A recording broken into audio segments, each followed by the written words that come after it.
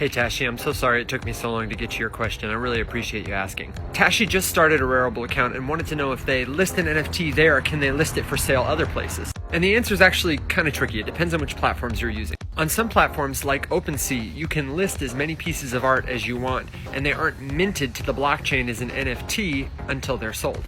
Whereas on Rarible, in order to even list the art, you've got to mint it as an NFT first. There are different advantages to each approach. The OpenSea approach is helpful for people who don't want to pay the fee up front to mint their project. OpenSea is on the Ethereum network, and gas fees can get close to or in excess of $100 per transaction. And the way they handle this is just by charging a 2.5% fee on the sale price, and they deduct it at the time of sale when the NFT is minted. So if you don't have a lot of startup funds, then OpenSea might be the best place to start listing your art. The problem with listing a piece on both marketplaces is that you're essentially going to end up creating two NFTs if the listing on OpenSea gets sold. Let's say you do that, and then somebody buys the NFT you've minted on Rarible, and then they also buy the same art you've listed on OpenSea. Then OpenSea is going to create an NFT from that piece of art. And if your intention was just to have like a one of one, a rare piece of art, then you've essentially kind of screwed your plan over, because now you've got two of the same NFT floating around. And they're each provably unique because they exist as a transaction on the blockchain.